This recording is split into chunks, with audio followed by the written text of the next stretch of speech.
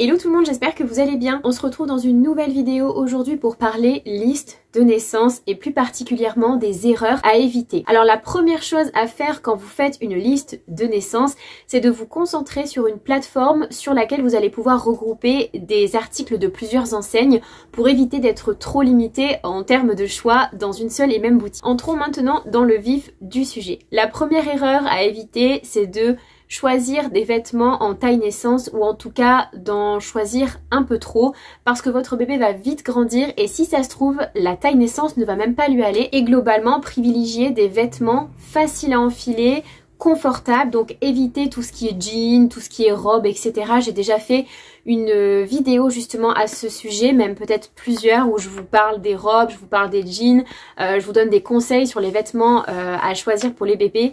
Parfois on n'a pas vraiment conscience de la pénibilité d'un vêtement tant qu'on ne l'a pas enfilé sur bébé, donc c'est bien de le savoir. Une erreur fondamentale serait aussi de mettre sur votre liste de naissance un siège auto évolutif. Attention au siège auto évolutif, ce n'est pas adapté pour les bébés. Vous ne pouvez pas acheter un siège auto qui soit compatible pour un bébé qui vient de naître et pour un bébé qui a 2-3 ans ou même plus. Des fois on voit des modèles qui sont évolutifs de la naissance jusqu'à 20 kg, ce n'est pas possible. Même si certains modèles sont homologués, renseignez-vous sur les normes. Toutes les normes ne sont pas les mêmes et vous pouvez vous référer au site de Sécurange qui liste tous les sièges auto qui ont été testés et encore testés pour vous proposer des modèles qui sont vraiment fiables. Sachez que dans la vie d'un enfant, il y a au moins 3 sièges auto. Donc une coque à la naissance, un deuxième siège auto que vous allez garder de route par exemple, et fondamentalement c'est important. Et ensuite un siège auto pour les enfants un petit peu plus grands. Donc si vous n'avez pas 3 sièges auto pour votre enfant au cours de son évolution, c'est qu'il y a un problème quelque part.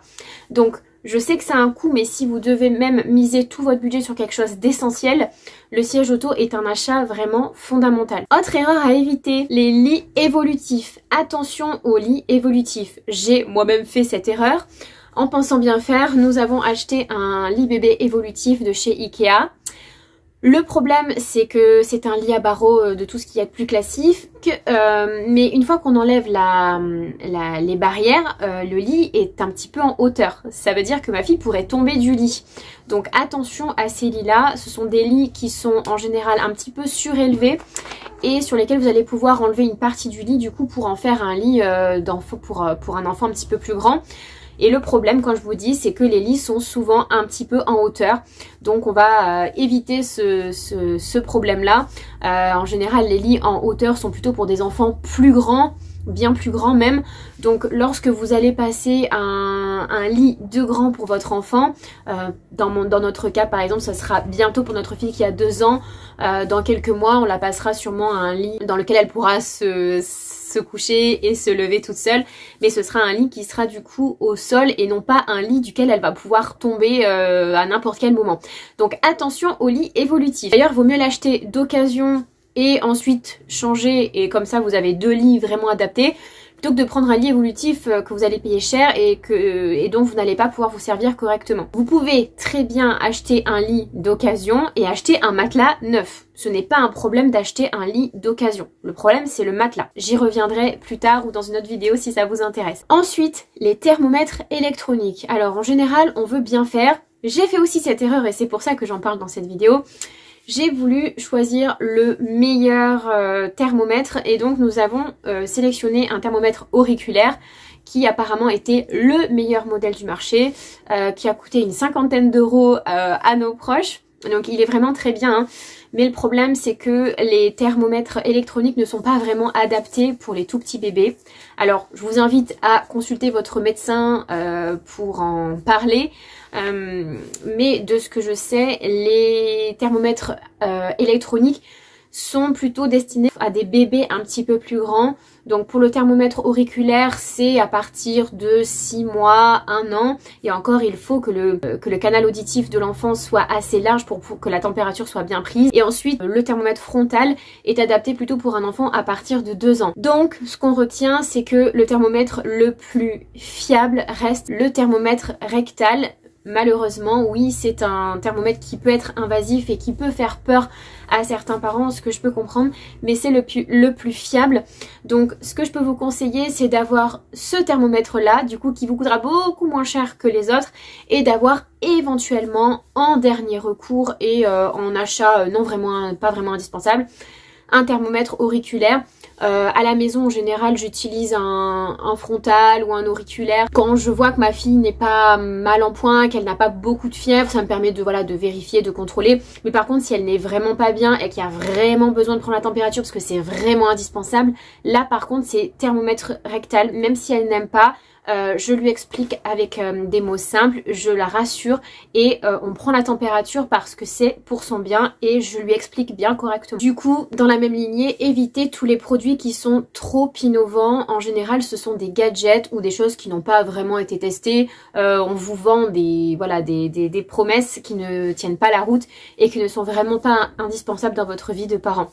On a l'impression parfois que plus on va acheter des choses et plus on va s'en sortir, mais c'est pas le cas. Ensuite, les stérilisateurs pour biberons. La stérilisation pour les biberons n'est plus du tout recommandée depuis belle lurette.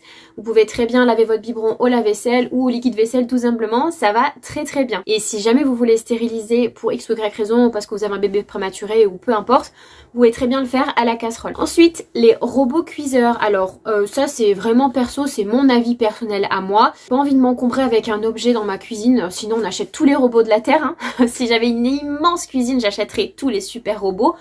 Et encore quoique. Mais ce que va faire votre robot cuiseur, c'est tout simplement ce que vous allez pouvoir faire dans une casserole avec un mixeur ou avec un mini blender.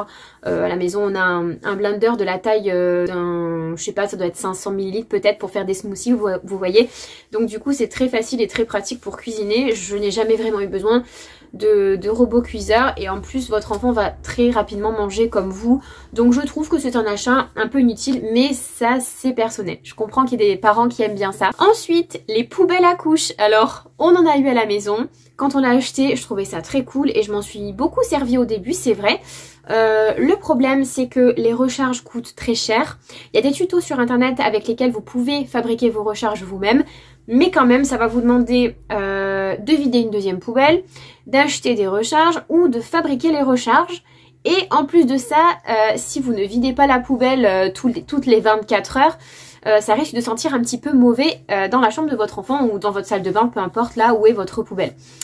Donc on a rapidement arrêté de s'en servir et tout simplement quand on changeait notre fille sur la table à langer, on sortait de la chambre, on prenait la couche, on la mettait dans la poubelle de la cuisine. Et comme je change les poubelles tous les matins chez moi, il n'y a pas eu de problème d'odeur, tout simplement. Et ça va vous éviter du coup d'avoir un objet en plus qui surcharge l'intérieur. Et en plus c'est pas donné ce genre de poubelle, même si vous pouvez les acheter d'occasion sur Vinted, comme je vous dis, il faut acheter les recharges, etc. Du coup on évite aussi les produits trop volumineux.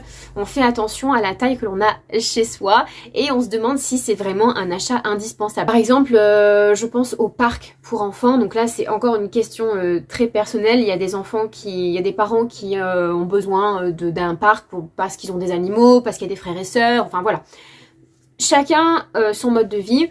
Mais si par exemple vous habitez dans un lieu sûr où il n'y a pas d'escalier, où il n'y a pas d'animaux, où il n'y a pas d'autres enfants, où vous êtes à proximité, etc. tout le temps, où il n'y a pas de danger vraiment apparent, demandez-vous si le parc est vraiment essentiel. Est-ce que la motricité libre ne serait pas la meilleure option pour votre enfant ?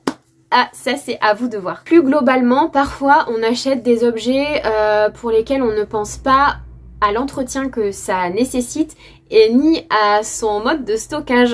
Donc là je vous donne un exemple qui n'a pas forcément de rapport avec la liste de naissance, enfin quoique. Je pense aux cabanes Tipeee, vous savez, pour les enfants, les grosses cabanes qu'on peut mettre dans la chambre. Donc ma fille a eu 2 ans récemment et mon père et ma belle-mère ont proposé de lui acheter un Tipeee. La chambre de ma fille n'est pas très grande, donc ils se sont tournés vers une option pop-up. C'est une cabane pop-up comme une toile de tente en fait. Et ça c'est très pratique parce que si demain elle ne va plus dedans, on peut la plier, la ranger dans le placard, ça ne prend pas du tout de place. Ça va prendre la taille de, je sais pas moi, 3-4 livres et puis c'est réglé. Alors que pour un Tipeee, ça va être un peu plus compliqué. Donc parfois on ne pense pas à ça et après on se dit mince, comment je vais stocker ou comment je vais entretenir cet objet-là. Donc réfléchissez toujours à la façon dont vous allez l'utiliser, au moment où vous n'en aurez plus besoin et à la façon dont vous allez le stocker. Et pensez au prix que ça va vous coûter aussi. Une autre erreur aussi, c'est d'oublier nos propres besoins en tant que parents, au-delà du sac à langer et du coussin d'allaitement, qui sont du coup essentiels, que vous pouvez mettre sur votre liste de naissance. Vous pouvez tout à fait mettre dans votre liste de naissance des choses un peu plus immatérielles, comme je ne sais pas moi, des aides ménagères, ou demander à ce que vos proches vous apportent des repas, etc. La liste de naissance, c'est pour votre bébé, mais c'est aussi pour vous. Vous êtes aussi important que votre enfant, donc pensez aussi à vous et à votre quotidien, à votre organisation du quotidien avec bébé. Et je terminerai par une dernière erreur, et encore une fois, je vous en ai déjà parlé dans une vidéo.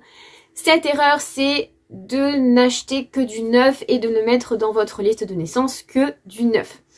Vous allez voir qu'il y a beaucoup de choses qu'on va vous acheter qui vont soit peu servir, soit pas servir du tout, soit coûter très cher, soit les trois à la fois. Donc pour limiter les coûts, que ce soit pour vous, pour votre entourage, on peut choisir des options d'occasion.